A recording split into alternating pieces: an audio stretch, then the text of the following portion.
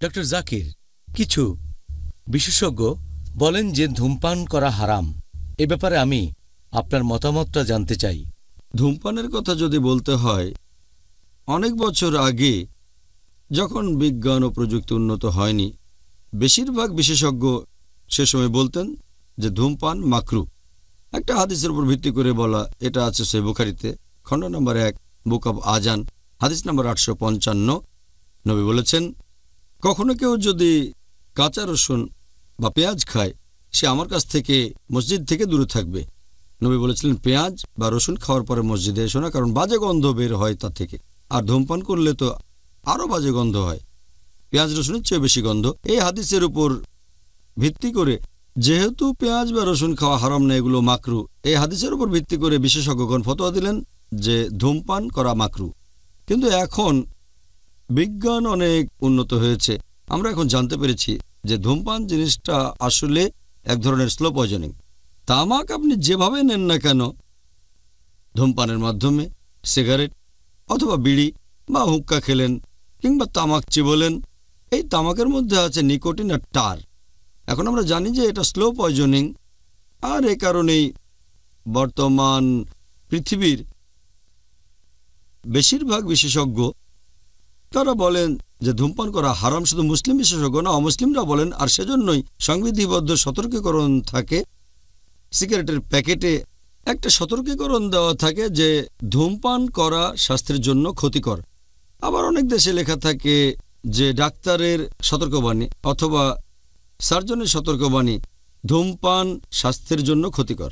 আর সিগারেটের অ্যাড খবরের কাগজে বা কোনো ম্যাগাজিনে থাকুক, বাধ্যতামূলকভাবে এই সতর্কবাণীটা দিতে হবে, ধূমপান স্বাস্থ্যের জন্য ক্ষতিকর। শুধুমাত্র মুসলিমরা নয়, এমনকি অমুসলিমরাও এই ব্যাপারে একমত যে ধূমপান আসলে স্লো পয়জনিং। আর বর্তমানে পরিসংখ্যান বলছে, বিশ্ব স্বাস্থ্য সংস্থা বলছে, প্রতি বছর 40 লাখেরও বেশি মানুষ মারা যায় শুধু ধূমপানের কারণে। সব ধরনের তামাক সেবন ধরলে সংখ্যাটা আরও বেশি হবে। এছাড়া আরও একটা পরিসংখ্যান বলছে, আমি এই ব্যাপারটা জেনেছি যখন আমি মেডিকেল কলেজের ছাত্র ছিলাম, যে ফুসফুসের ক্যান্সারে যারা মারা যায় তাদের 90%-এরও বেশি মৃত্যুর একমাত্র কারণ ধূমপান। সিগারেট, বিড়ি বা এরকম কিছু। কার্ডিওভাস্কুলার ডিজিজের 25%-এরও বেশি ক্ষেত্রে কারণটা শুধু ধূমপান। ব্রঙ্কাইটিসে যারা মারা যায় তাদের 70 থেকে 75%-এর ক্ষেত্রে একমাত্র কারণ ধূমপান। ধূমপান আসলে একটা স্লো পয়জনিং। এতে ঠোঁট কালো হয়ে যায়, গাম আর হাতের নখ কালো হয়ে যায়, ঠোঁটের ক্ষতি হবে, খাদ্যনালীর ক্ষতি হবে, ক্ষতিগ্রস্ত হবে পাকস্থলী। এতে করে দেখা যাবে কোষ্ঠকাঠিন্য, খাওয়া দাওয়ায় অনীহা আসে, এতে লিবিডো কমে যেতে পারে, যৌন ক্ষমতা কমে যেতে পারে, দেখা যাবে হয়তো ঔষধ ঠিকমতো কাজ করছে না। এছাড়াও শরীরে রোগ প্রতিরোধ ক্ষমতা কমে যেতে পারে। এটার উপরে একটা লেকচার দেয়া যায় যে ধূমপান কেন হারাম। আমার একটা লেকচার, ডায়েট ইন ইসলাম, সেখানে এ ব্যাপারে বিস্তারিত বলেছি, এখানে বলার সময় নেই। তবে বিভিন্ন রিসার্চের উপর নির্ভর করে 400-রও বেশি এ বিষয়ে ফতোয়া দিয়েছেন বিভিন্ন বিশেষজ্ঞগণ।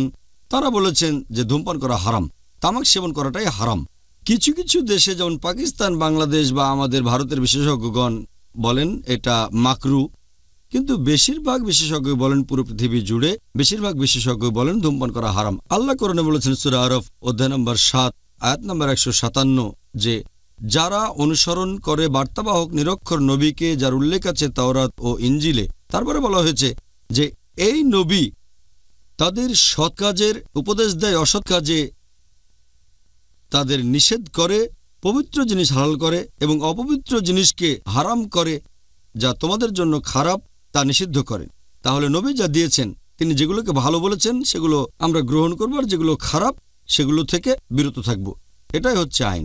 আর আল্লাহ পবিত্র কোরআনে বলেছেন সূরা বাকারা অধ্যায় নম্বর 2 আয়াত নম্বর 195, তোমরা নিজের হাতে নিজেদের ধ্বংসে নিক্ষেপ করো না, তার মানে নিজেকে মেরে ফেলো না। যেহেতু ধূমপান এক ধরনের স্লো পয়জনিং, তাই কাজ অনেকখানি আত্মহত্যা করার মতো। স্লো পয়জনিং, প্রত্যেকটা নিয়ে আপনার ক্ষতি হবে। এর উপর ভিত্তি করে 400-রও বেশি ফতোয়া দেওয়া হয়েছে যে ধূমপান করা হারাম। আর এছাড়াও পবিত্র কোরআন আরও বলছে, আল্লাহ তাআলা বলেছেন পবিত্র কোরআনে সূরা আরফ অধ্যায় নম্বর 7 আয়াত নম্বর 31, পানাহার করো কিন্তু অপচয় করবে না। পবিত্র কোরআনে সূরা ইসরা অধ্যায় নম্বর 17 আয়াত 26 ও 27, যে তোমরা অপচয় করো না, বাজে খরচ করো না। যারা অপচয় করে তারা তো শয়তানের ভাই, তারা ইবলিশের ভাই। আমরা সবাই জানি ধূমপান করা আসলে অপচয় ছাড়ার কিছুই নয়। ব্যাপারটা অনেকটা এরকম যে টাকার একটা নোট নিয়ে অথবা সবুজ রঙের ডলার বা পাউন্ড নিয়ে তারপর সেটাতে আগুন ধরিয়ে দিলেন। যখন ধূমপান করেন তখন সিগারেটে আগুন ধরান, এটা আসলে টাকা পুড়িয়ে ফেলা, হোক সেটা রুপি বা টাকা বা ডলার বা পাউন্ড অথবা রিয়াল। এটা অপচয় ছাড়া কিছুই না, আর ইসলামে হারাম। আর আমি কারণও দেখাতে পারি কেন এটা হারাম। যখন ধূমপান করেন তখন তাতে পাশের লোকের আরও বেশি ক্ষতি হয়, অন্যের ক্ষতি তো করতে পারেন না। আর ধূমপান করলে যখন ধোঁয়াটা বাইরে ছাড়েন তাতে পাশের লোকের বেশি ক্ষতি হয়। প্যাসিভ স্মোকিং অ্যাক্টিভ স্মোকিংয়ের চেয়ে বেশি ক্ষতিকর। যদি কেউ সিগারেট খেয়ে ধোঁয়া ছাড়ে, তার পাশে যে থাকে তার শরীরেও ধোঁয়া চলে যায়, এতে করে ধূমপানের চেয়ে সেই লোকের বেশি ক্ষতি হয়। সেজন্য বিভিন্ন দেশে যেমন সিঙ্গাপুরে জনসমক্ষে সিগারেট খাওয়াটা নিষিদ্ধ। নিজের ঘরে বসে খেতে পারেন, তবে বাইরে গেলে পাবলিক প্লেসে সিগারেট খাওয়া নিষিদ্ধ। তাহলে ধূমপান করা ক্ষতিকর, সেজন্য এটা হারাম।